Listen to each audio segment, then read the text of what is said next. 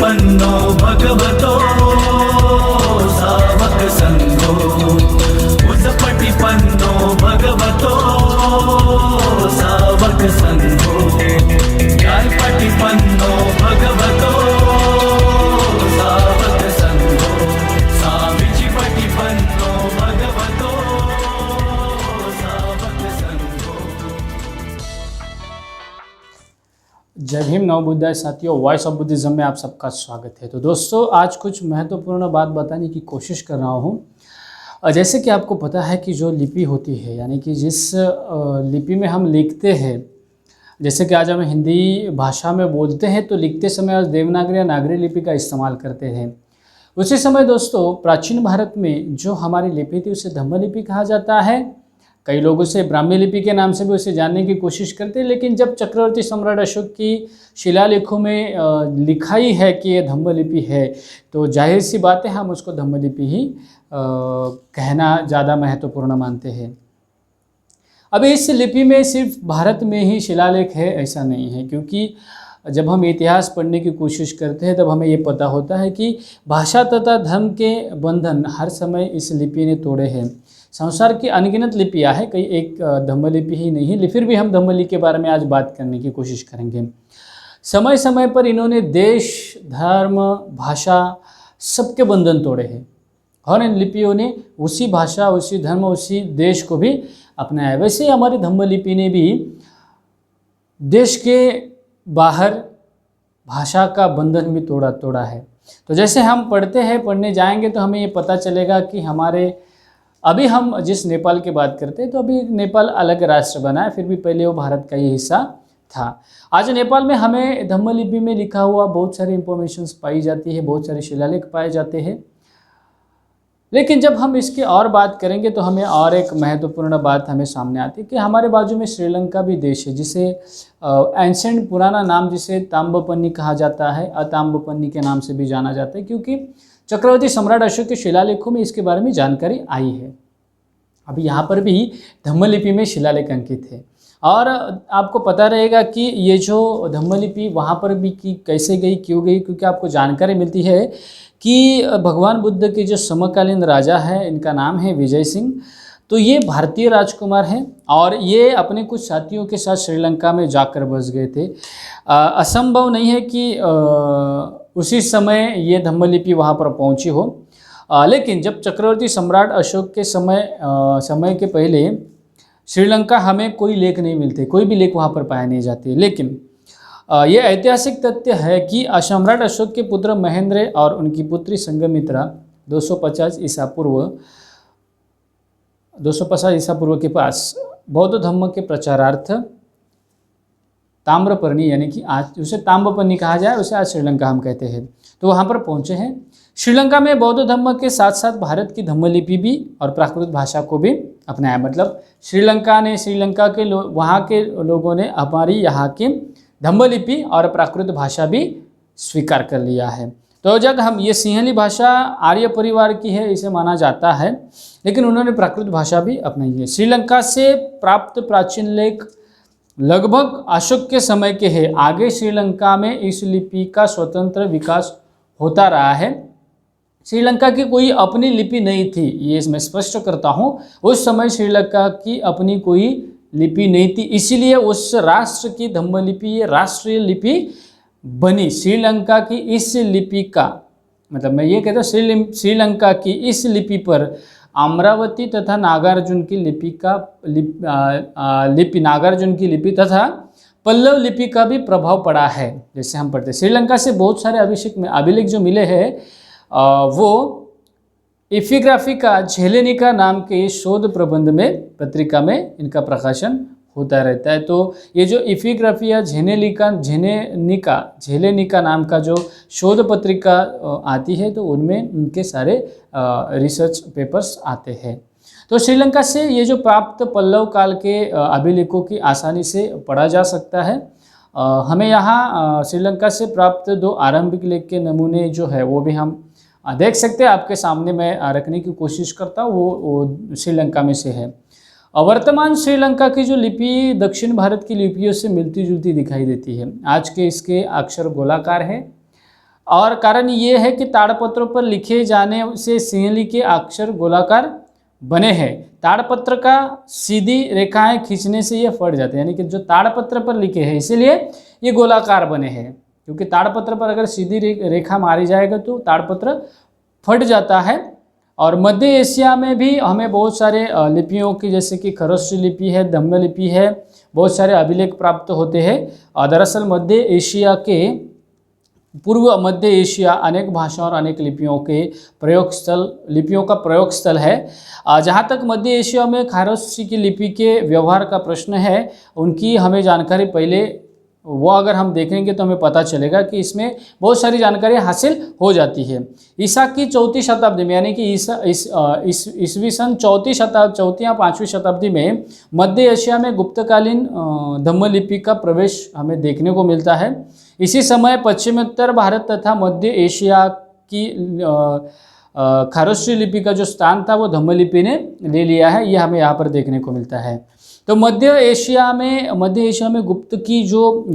गुप्तकालीन जो 3 शैलियाँ है, उसमें खड़ी गुप्त लिपि है, तिरछी गुप्त लिपि और घिसिट गुप्त लिपि है। ये थोड़ा सा हमें समझने के लिए कठिन है, लेकिन थोड़ा सा अगर ध्यान देंगे तो हमें ये सारी बातें, मैं ये इन्फॉर्मेशन सबको इसीलिए दे रहा हूँ कि ये जो धम्म लिपि ने जो बॉर्डर है, देश की सीमाएँ हैं, भाषा की सीमाएँ हैं, धर्म की सीमाएँ, ये पूरी तरीके से उखाड़ कर बाहर की तरफ अपनी पैर जमा दिए हैं। इसके सारे एविडेंस पाए।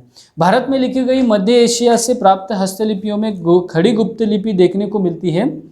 इन हस्तलिपियों की धम्म लिपि जो है 5वीं-6वीं शताब्दी की है और गिलगित हस्तलिपियों की लिपि इससे मिलती जुलती है। सबसे पहले 1870 में लेफ्टिनेंट बावेर को काशागार में इस लिपि के लिखे कुछ हस्ताक्षर मिले थे।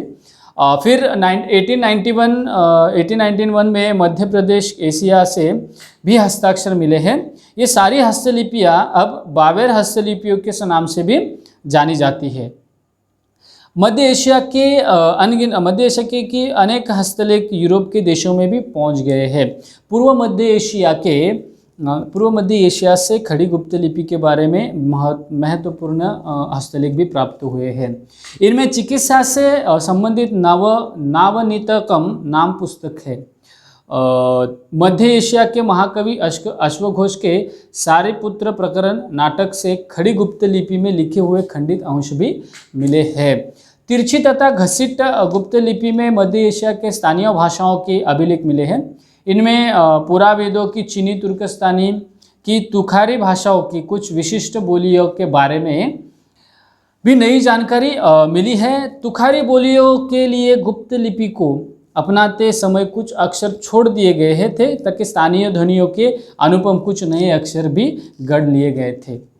इसी की आरंभिक सदियों में भारत एशिया के रास्ते में बौद्ध धर्म चीन में पहुंचा था और ईसा 3री-4वीं शताब्दी में भारतीय बौद्ध ग्रंथों के चीनी में अनुवाद होने लगे। बाद में सैकड़ों भारतीय ग्रंथ चीनी में अनुवादित हुए। इनमें कुछ ऐसे भी ग्रंथ हैं जो मूल उपलब्धि नहीं है। भारतीय ग्रंथों का चीनी अनुवाद कार्य भारतीय एवं चीनी पंडितों के संयोग से हुआ है। चीनी बौद्ध पंडित भारतीय लिपि तथा भाषाओं के जानकार थे।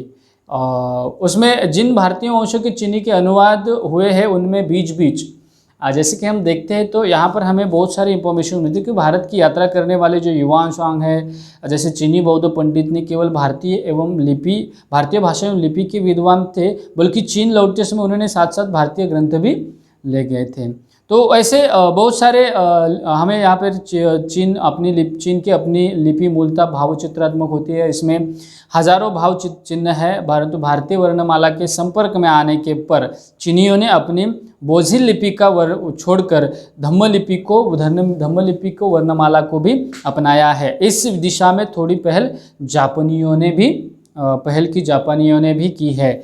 तो जापानियों में जो अपनी चीनी लिपि के आधार पर बनाई है, लेकिन अब जापान लोग बौद्ध धर्म के माध्यम से भारतीय वर्णमाला से परिचित हुए हैं। उन्होंने एक सरल अक्षरमाला अपनाने का निर्णय लिया था। भारतीय वर्णमाला का प्रभाव ईसा की 8वीं-9वीं शताब्दी में जापान में भी देखने को मिलता है। अक्षरमालाएं हैं जैसे काताकाना और हिराकाना, इनमें प्रत्येक लगभग 50 अक्षर चिन्ह है। तो काताकाना अक्षरमाला को 8वीं सदी के किबिनो माबी नामक जापानी पंडित ने जन्म दिया है। और इस अक्षरमाला को आरंभिक 5 जो अक्षर है वो है अ, ई, उ, ए, ओ। ये इसीलिए अ, ई, उ, ए, ओ अक्षरमाला भी कहते हैं। 9वीं सदी में हिराकाना अक्षरमाला को जन्म दिया है काबो देशी नामक एक बौद्ध भिक्खु ने। मज़ेदार बात है कि इस हिराकाना अक्षरमाला के क्रमिक अक्षरों को मेल से जब वाक्य बनता है तो उसका अर्थ एक क्षणिक संसार में सभी कुछ अनित्य है, इसकी मायाजाल तथा दिखावे से बचना चाहता है। ये स्पष्टता एक बौद्ध कथन है और बौद्ध साहित्य में हमें ज़्यादा से ज़्यादा ये पढ़ने को मिलता है। तो ये सारी बातें यहाँ पर हमें साफ तौर पर देखने को मिलती है।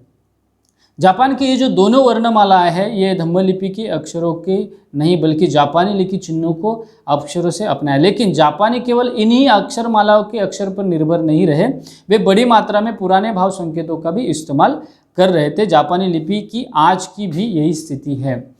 उसके बाद जब तिब्बत की बात करते हैं तो तिब्बत तो हमारा पड़ोसी देश है। उस समय के जम्बूद्वीप के समय में भी हम ये देख सकते हैं कि वहाँ पर भारतीय लिपि का प्रवेश 7वीं शताब्दी में 7वीं शताब्दी के पहले लगभग 7वीं शताब्दी से पहले ही हुआ है। इसका कारण यह है कि 7वीं शताब्दी के पहले तिब्बत का जनजीवन सुसंगठित नहीं था। ध्यान से देखेंगे तो हमें पता जी वह केंद्रीय शासन की नींव नहीं पड़ी थी। उस समय तिब्बत कई लोगों को कबीलों में बंटा था, ऐसे ही गुम्मत कबीलाई समाज के लोगों की लिपि की जरूरत नहीं थी। लेकिन 7वीं सदी के दूसरे चरण में श्रोडचन गंपो नाम एक साहसी व्यक्ति ने विभिन्न कबीलों को एकीकरण करके तिब्बत में शक्तिशाली राज्य खड़ा किया। उससे पश्चिम में कश्मीर तक और पूर्व में चीनी साम्राज्य तक अपनी सीमा का अपने राज्य का विस्तार किया था। लासा नगर तिब्बत की राजधानी बनी। श्रोडचन की इतनी धाक जमी कि नेपाल के शासक अंशु वर्मा ने अपनी पुत्री भ्रुकटी देवी उसको ख्रीचुन उससे उसको ब्याह कर दी। उधर चीन के सम्राट ने भी अपनी पुत्री कोड जो उसके पास भेज दी। तो चीनी राजकुमारी अपने साथ बुद्ध की एक प्रतिमा लाई थी। श्रोडचन ने दोनों राजकुमारी के ल्हासा में बौद्ध मंदिर बनवाया। इस प्रकार तिब्बत में बौद्ध धर्म का प्रवेश हुआ है।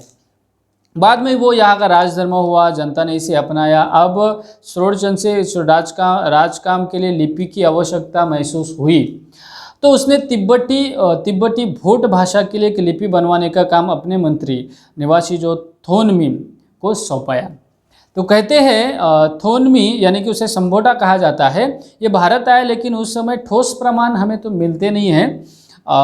लेकिन उस समय वो नेपाल की लिपि का प्रचलन था। तो नेपाल के शासक अंशु वर्मा नेपाल के जो शासक है अंशु वर्मा, तो ये जो अंशु वर्मा है ये अंशु वर्मा के इस लिपि में कई शिलालेख मिले हैं। उधर तिब्बत के उत्तर में चीनी तुर्कस्तान में भी भारतीय लिपि का प्रचलन था। दोस्तों इसीलिए संभव यही पड़ जाना था संभवता यही है कि संभोटा ने नेपाल या मध्य एशिया से प्रचलित भारत आधार भोट भाषा के लिए नई लिपि बनवाई हो, जो भी तिब्बती लिपि के आधार स्पष्ट से 600 ईसा के आसपास ही उत्तरी भाषा की धम्मलिपि के अक्षरों से मिलते हैं। तिब्बती भाषा जो चीनी तिब्बती और तिब्बती बर्मी भाषा परिवारों से संबंधित है, जैसे कि घ, छ, ढ, भ, अ और श अक्षरों की ध्वनियाँ तिब्बती भाषा में नहीं है। इसीलिए संभोटा ने उसे छोड़ दिया। परंतु तिब्बती भाषा में च, छ, ज ऐसे कुछ अक्षरों के भिन्न उच्चारण है। इनके लिए कुछ भिन्न संकेतों का निर्माण किया गया। तिब्बती लिपि के 2 प्रमुख शैलियाँ हैं। साहित्यिक लिपि उनचान उसे शिरोरेखा युक्त कहलाती है और पुस्तकों के लिए लिखाई गई तथा मुद्रण के लिए इन अक्षरों का इस्तेमाल हुआ उसे दूसरी लिपि का उम्मेद यानी कि शिरोलेखा विहीन कहलाती है। इस घसीट लिपि का व्यवहार दैनंदिन जीवन में कामकाज में होता है। अभी दोस्तों हमने बहुत सारे यहाँ पर देखा है, जैसे कि चीन है, मंगोलिया है, बहुत सारे भाषाओं में हम ये देखते हैं कि हमें यही नहीं तो कंबोडिया है, बर्नोइया है, मलय द्वीप है, तो मलय द्वीप है, जावा है, जावा द्वीप इसे यवद्वीप से नाम से भी जाना जाता है। बहुत सारे ऐसे बर्मा है, बहुत सारे ऐसे देशों में हमें ये देखने को मिलते हैं। जैसे कि नेपाल की हमने बात की तो नेपाल तो हमारे बहुत सारे शिलालेख भी पाए जाते हैं, लेकिन लिच्छवी के नरेश, नेपाल के लिच्छवी के जो नरेश है प्रथम मानदेव, तो इनका चांगू नारायण लेख का खाली उल्लेख यहाँ पे हमें देखने को मिलता है। वो सिर्फ श्रीमान देवो नृप इस तरीके से देखने को मिलता है। लेकिन श्रीलंका के जो शिलालेख है उनमें से जो श्रीलंका के राजा है वसभ के समय लगभग ईस्वी सन पहली या दूसरी शताब्दी का जो वेल्लीपुरम प्राचीन नागद्वीप है, आधुनिक उसे जाफना कहा जाता है। तो यहाँ पर स्वर्णपत्र पर अंकित लेख, मूल लेख में जो है वो सिद्धंग शब्द भी है जो हमें यहाँ देखने को नहीं मिलता है, लेकिन जब हम पढ़ेंगे तभी हमें यह पता चलता है कि वहाँ पे स्पष्ट तौर पर लिखा है महाराज वह यह रजेहि अमेते ई सिगिरये नकदिव भुजमेनी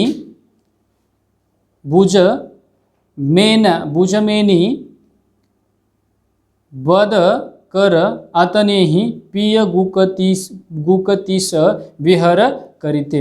अभी ये यहाँ पर जो शिलालेख अंकित है ये लगभग इसकी हम बात करेंगे तो ये लगभग पूरे समय में हम देखते तो ये प्राकृत भाषा से अंकित है और ये धम्मलिपि में लिखा है। और ये जो धम्मलिपि का इसका जो है वो लगभग सातवां कालीन धम्मलिपि में ये सारे आप देख सकते हैं कि इसमें बहुत सारे अंकित शब्द हमारे ही लिपि जैसे है, क्योंकि उस समय की वो राष्ट्र लिपि भी श्रीलंका की हुई थी। उसके बाद श्रीलंका के शासक बुद्धदास महासेन के शासनकाल लगभग 4वीं शताब्दी है, तो उनका भी रुवन वेलिसाय स्तंभलेख का एक भी अंश हमें प्राप्त होता है।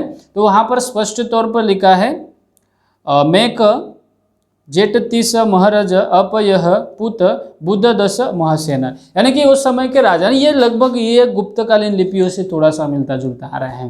तो ये आपके सामने ये सारी बातें मैं इसलिए रखने की कोशिश कर रहा हूँ ताकि श्रीलंका में राष्ट्रलिपि के तौर पर धम्मलिपि को भी माना गया था। तो ये सारी बातें हैं।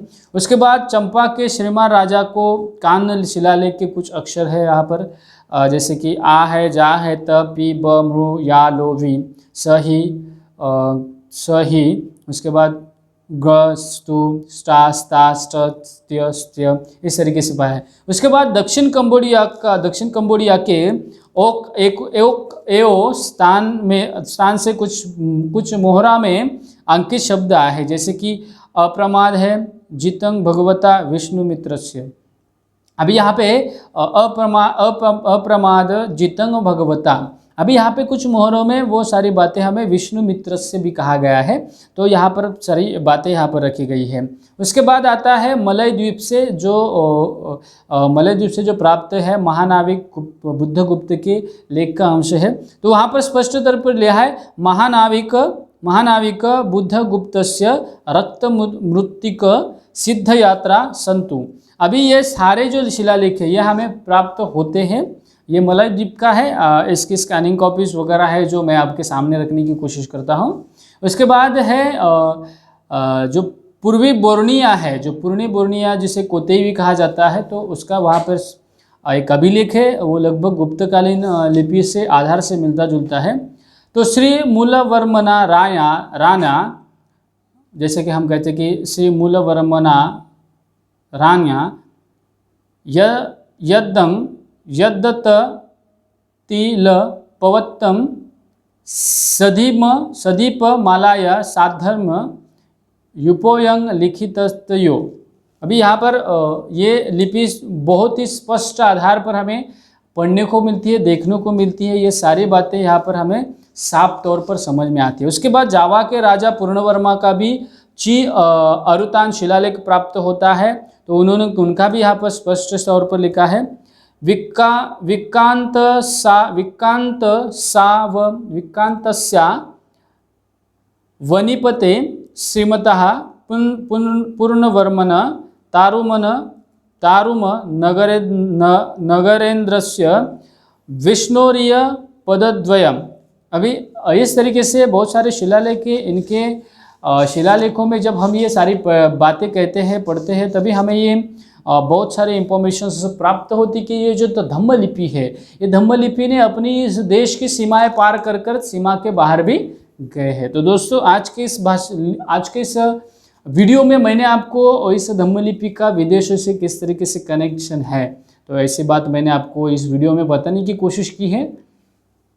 नई जानकारी है, नई जानकारी के साथ आपको कुछ बातें बताने की कोशिश हमने की है, ताकि किस तरीके से धम्म लिपि का बाहरी राष्ट्रों में भी अवशेष पाए जाते हैं। तो यही एक धम्म लिपि की पहचान है जो भारत से बाहरी राष्ट्रों तक पहुंच चुकी है। तो ऐसे धम्म लिपि के भारत में बहुत सारे शिलालेख है, बहुत सारी जगहों पर लिखे हुए हैं। तो क्यों ना हम उसे जतन करने की कोशिश करें और सरकार को ये मांग करें कि हमारे ये प्राचीन इतिहास को अगर हम बचा नहीं पाएंगे तो ये इतिहास ऐसे ही नष्ट हो जाएगा। इसलिए हमारी विनती है कि आप इस मूवमेंट को जुड़ सकते हैं, शामिल हो सकते हैं। तो भारत के सबसे महत्वपूर्ण शिलालेखों का भी हिस्ट्री हम पढ़ते हैं, सुनते हैं, तभी हमें ये सारी इंफॉर्मेशंस मिलती है। तो दोस्तों ऐसे ही नए नए वीडियो के लिए वॉइस ऑफ बुद्धिज्म को सब्सक्राइब जरूर कर लीजिए, लोगों तक शेयर कर लीजिए और एक नई जानकारी आपके सामने रखने की कोशिश करते हैं। तो ऐसे ही नई जानकारी पाने के लिए इस चैनल को ज़्यादा से ज़्यादा सब्सक्राइब कर लिया। और दोस्तों अगर आपको हमें सपोर्ट करना है तो इस लिंक पर जाके, इस डिस्क्रिप्शन में लिंक है, पेट्रॉन पर में जाकर आप सपोर्ट कर सकते हैं। क्योंकि अगर ये सारी नई इंफॉर्मेशन है उसे रिसर्च करना पड़ता है, उसके लिए हमें बहुत सारी जानकारी भी हासिल करनी पड़ती है, बहुत सारा टाइम स्पेंड करना पड़ता है। इसके लिए बहुत कुछ जानकारी लोगों तक मिल सकती है, लोगों को दे सकते हैं। इसके लिए ABCPR लेनी संवर्धक टीम का लेनी संवर्धक टीम को आप सपोर्ट कर सकते हैं। डिस्क्रिप्शन में उनकी पूरी डिटेल्स है। आप चाहे तो इस काम के लिए आर्थिक सहयोग भी दे सकते हैं। आर्थिक सहयोग के लिए हमारा गूगल पे है, गूगल पे भी आप हमें आर्थिक सहयोग दे सकते हैं। क्योंकि ऐसी नई जानकारी लोगों तक पहुंचाने के लिए अब और कुछ जानकारी आपको इस तरीके से और डेवलप कर आप लोगों के सामने लाने की कोशिश है। जितनी जल्दी हमारी कोशिश है, जितना जल्दी हो सके आप लोगों को और जानकारी देने की कोशिश करें। तो हमारे इस काम को अंजाम देने के लिए आपका सहयोग ज़रूरी है। इसके लिए वॉइस ऑफ बुद्धिज्म को सपोर्ट ज़रूर कर लीजिए, लोगों तक शेयर कर लीजिए और ABCPR लेनी संवर्धक टीम को ज़रूर ज्वाइन कर लीजिए, ताकि हमारा हेरिटेज बचाना ही हमारी जिम्मेदारी है। केवल हेरिटेज नहीं, तो हमारे आने वाली पीढ़ी को हम एक अच्छा नया रास्ता दे सके। इसके लिए इस मूवमेंट को ज़रूर साथ कर लीजिए। ये हमारी वेबसाइट है www.abcprindia.com। इस वेबसाइट पर जाकर ज्वाइन अस का फॉर्म भर लीजिए। और आप इस मूवमेंट को सपोर्ट करना चाहते हैं तो डोनेट फॉर धम्म का ऑप्शन से वहाँ पर जाकर आप डोनेट कर सकते हैं। क्योंकि ये धम्मदान देने का भी एक तरीका है। जब आपको लगता है कि ये टीम अच्छा काम कर रही है, अच्छा काम करते हैं और इस काम में कोई भी स्वार्थ नहीं है, इस काम में प्रामाणिकता आपको नज़र आती है, तभी आप इन्हें धम्मदान कर सकते हैं। और ये धम्मदान देते वक्त आपके मन में जो धम्मदान देने का भाव निर्माण होता है, तभी आप धम्मदान कर लीजिए। अदरवाइज धम्मदान करने की ज़रूरत नहीं होती है। क्योंकि यही अर्थ है, क्योंकि लोगों के मन में जब तक धम्म का भाव पैदा नहीं होता है, तब तक कोई भी धम्म का दान जो है या कोई भी चीज़ हमें दान डोनेशंस में आती है, वो कभी सफल नहीं होती है। क्योंकि उसे सफल करना है तो पहले लोगों के मन में धम्म की भावना जागृत होनी चाहिए, दान पारमी उसके अंदर में पैदा होनी चाहिए। इसके लिए ये ऑप्शन हमने रखा है ताकि आपके दान पारमिता अपने मन में पैदा हो, आपके आचरण में आए। इसके लिए डोनेशन फॉर धम्मा ये ऑप्शन है। आप इसमें डोनेशन में आप कोई डोनेशन जो भी देते हैं, तो ये डोनेशंस उस मार्ग के लिए नहीं है, डोनेशन है धम्म का दान है। क्योंकि बुद्ध ने कहा है सब्बदानं धम्मदानं जिनाति, तो सर्वश्रेष्ठ दान ये धम्मदान ही है। तो ये धम्मदान क्या है? तो ABCPR लेनी संवर्धक टीम जो काम कर रही है, उस काम से लोगों में लेनी संवर्धनों से धम्म संवर्धन का काम है। और इस काम को अंजाम देने के लिए आपके सहयोग की ज़रूरत है। इसलिए हमारे इस काम को ज़रूर सपोर्ट कर लीजिए। आने वाले समय में इस माध्यम से आप लोगों के लिए बहुत सारी बातें सामने रखेंगे। लगभग अगले साल में आप abcprindia.com इस वेबसाइट पे बहुत सारे ऑप्शंस पाएंगे, बहुत सारी इंफॉर्मेशंस पाएंगे। उसके साथ साथ वॉइस ऑफ बुद्धिज्म को एक अलग प्लेटफॉर्म पे भी आप देखेंगे। तो इसके लिए ये बहुत सारा बड़ा प्लेटफॉर्म है और इसको ज़्यादा से ज़्यादा लोगों तक पहुंचाने की ज़रूरत है। उसके साथ साथ जो हमारे प्राचीन लिपि है, प्राचीन भाषा है और हमारे धम्म के संस्कार है, इसको लोगों तक पहुंचाने के लिए धम्मसिरी या धम्म लिपि सिक्कंद रिसर्च इंस्टीट्यूट के नाम से एक बड़ा एक शैक्षणिक हम कह सकते हैं कि यानी कि एजुकेशनल प्लेटफॉर्म खड़ा हो रहा है, जिसके माध्यम से हम लोगों को धम्म की शिक्षा से लेकर हमारे प्राचीन हिस्ट्री तक पूरी हिस्ट्री तक हमारी पूरी बातें हम आप लोगों को सिखाने की कोशिश कर रहे हैं, लोगों को सिखाने का प्रयास है।